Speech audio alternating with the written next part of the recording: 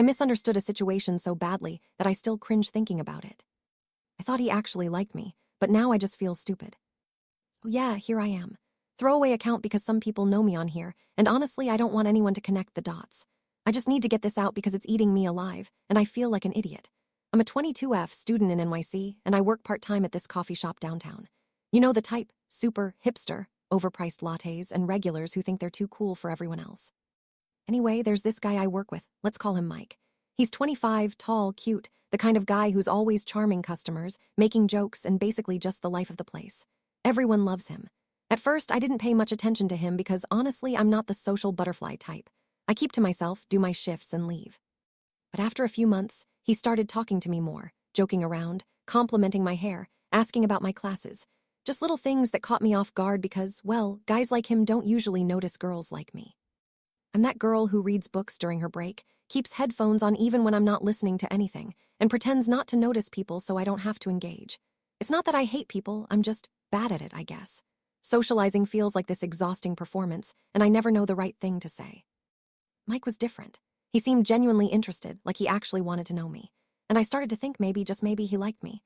We had these small, flirty moments. He'd tease me about my playlists, ask me about random stuff like my favorite movies or whether I believed in astrology. Spoiler, I don't, but I said I did just to keep the conversation going. And every time he'd say something nice, my heart would do this stupid little jump like, is this it? Is he flirting with me? I started dressing nicer for work, fixing my hair, wearing makeup, just hoping he'd notice. And he did. He'd compliment me more often, tell me I looked cute, or ask if I was going out after work. We even started texting a little outside of work, nothing major, but enough for me to feel like something was happening. I started to let myself believe that maybe I wasn't imagining it, that maybe I was worth his attention. Then came the bomb. Last Friday, we had this small after-work hangout, just a few of us from the shop. We went to this bar nearby, and I'll admit I was nervous as hell. I'm not a big drinker, and the idea of being in a loud place with all these people, not my thing. But I went because I knew Mike would be there. And part of me hoped that maybe outside of work, something more would happen. Maybe he'd say something, or maybe we'd have this moment. You know, the kind of stuff you see in movies. But as the night went on, something felt off. He was still charming, still talking to everyone, but he wasn't really paying attention to me. He'd throw me a smile here and there, but then he'd go back to joking around with everyone else. And that's when I noticed him talking to another girl from work. Let's call her Jess. She's gorgeous, outgoing, basically everything I'm not. At first, I brushed it off. I mean, we were all just hanging out, right? But then I saw the way he was looking at her, the way he touched her arm when he made her laugh, the way he leaned in close when he talked to her. And it hit me like a truck. I wasn't special, I was just convenient. I sat there, gripping my drink, watching them. It was like one of those moments where everything slows down, and you realize you've been the punchline to a joke you didn't even know was being told. Jess giggled at something he said, flipping her hair over her shoulder, and he leaned in closer, murmuring something into her ear. And the worst part? She blushed, like full-on schoolgirl crush-level blushing. My stomach twisted. I felt so goddamn stupid. Because all those moments at work, every teasing comment, every playful nudge, every stupid little text, had made me believe I was someone to him. But the way he looked at her, that was real. That was the kind of look you give someone you actually want. I tried to tell myself it was nothing, that I was overreacting. But then, like clockwork, one of our coworkers, Ben, drunk as hell by that point, grinned at me and slurred, "Damn, you see those two," called it from day one. I forced a laugh. "What do you mean?" Ben wiggled his eyebrows. "Mike and Jess, duh. Come on, we all knew it was gonna happen. He's been into her forever." Forever? That word felt like a slap. I managed to mumble some excuse, something about needing fresh air, and practically ran outside. The night was cold, but I barely felt it. My hands were shaking, and I don't even know if it was from anger or embarrassment or just everything. I pulled out my phone, hovered over our texts.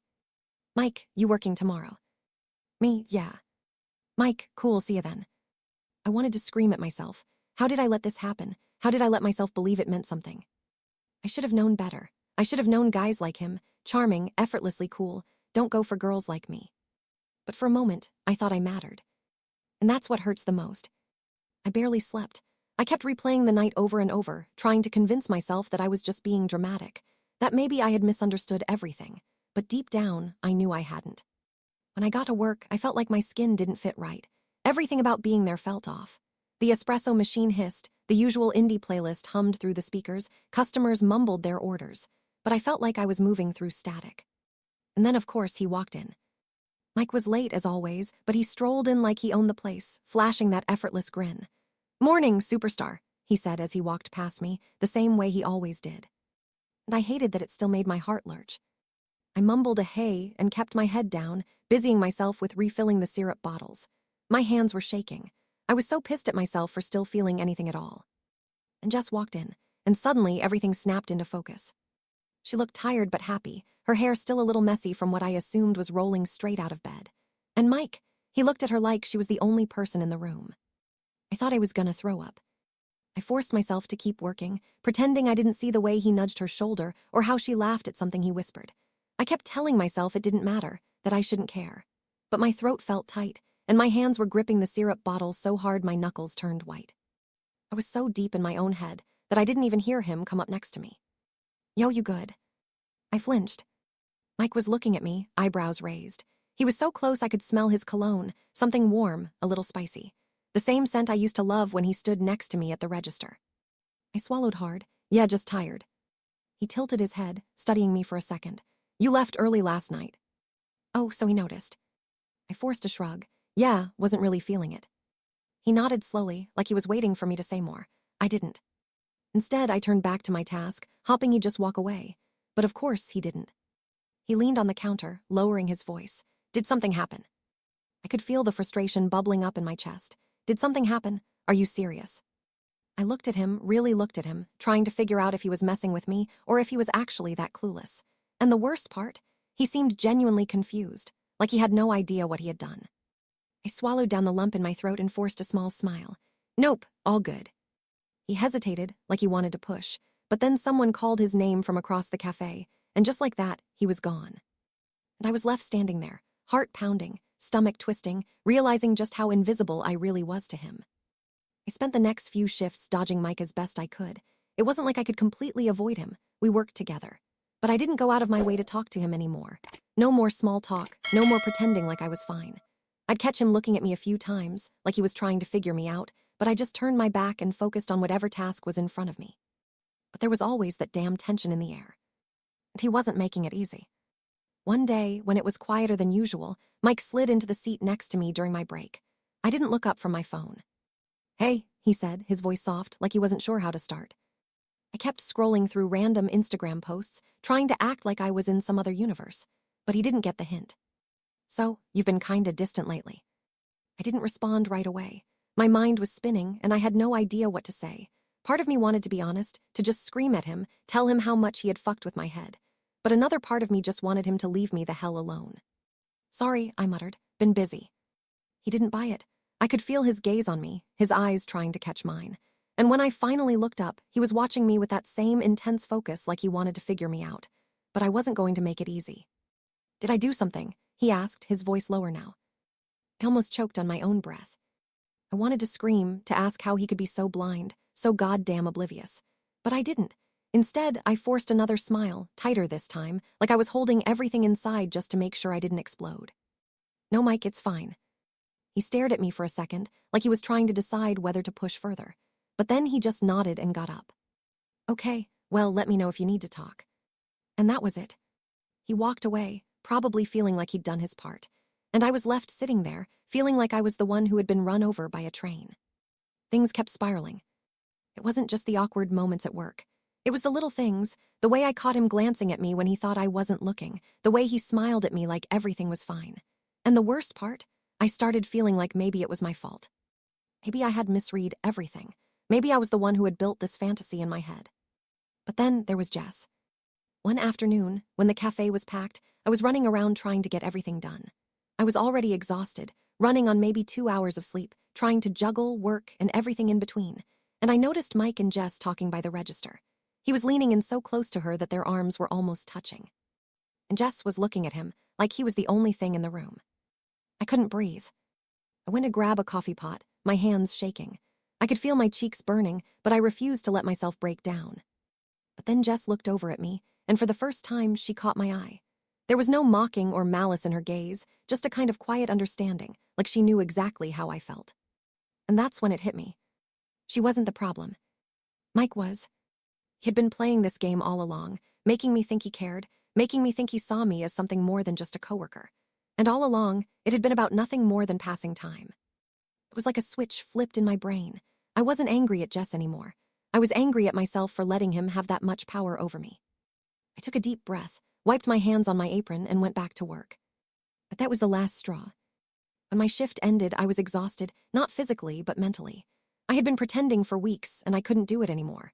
I went home, dumped my stuff on the bed, and sat in the quiet of my tiny apartment. I didn't know what I was doing anymore. I had convinced myself that I had misread everything, but deep down, I knew I hadn't. And I was done. No more pretending that he was different. No more fantasizing about the idea of us. I opened my phone, hovered over Mike's number in my contacts for a long time, and then I deleted it. Just like that. It wasn't some big dramatic gesture. There was no closure. No let's talk text. No confrontation. I just let it go. And somehow, that felt like the hardest thing I'd ever done. The days that followed felt different, like I was waking up from a long, foggy sleep. I'd gone through so much in the past few weeks, so much unnecessary pain, and for what? A guy who didn't even see me for who I was. At work, things were still awkward. Mike was still Mike, trying to maintain this cool guy vibe, but I wasn't buying it anymore. He'd ask how I was doing, and I'd give him polite, short answers. Nothing more. Every once in a while, I'd catch him looking at me like he was trying to figure out what happened, but I didn't care. The thing is, he didn't deserve any more of my attention. He didn't deserve the energy I'd poured into hoping something would change. One evening, after a shift, I ran into Ben, the guy who drunkenly called Mike and Jess out. "Yo, you good?" he asked, glancing at me with raised eyebrows.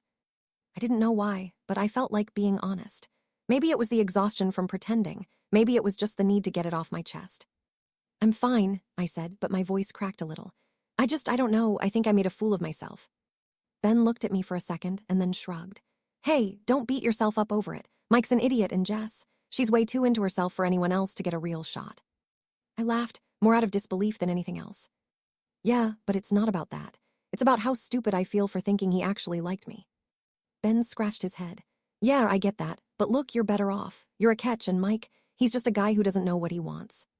For the first time in a while, I felt like someone saw me for more than just a quiet, awkward girl at the coffee shop. Life goes on. Mike still works at the cafe, and he still does his usual charming act, but I'm no longer affected by it. In fact, I barely even notice it anymore. I've started spending more time with my friends outside of work.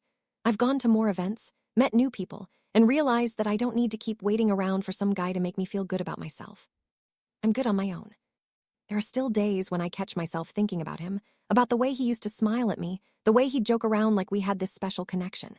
But then I remind myself that those were just illusions, things that were never real. And honestly, I'm kind of proud of myself, because I didn't need some guy to feel worthy.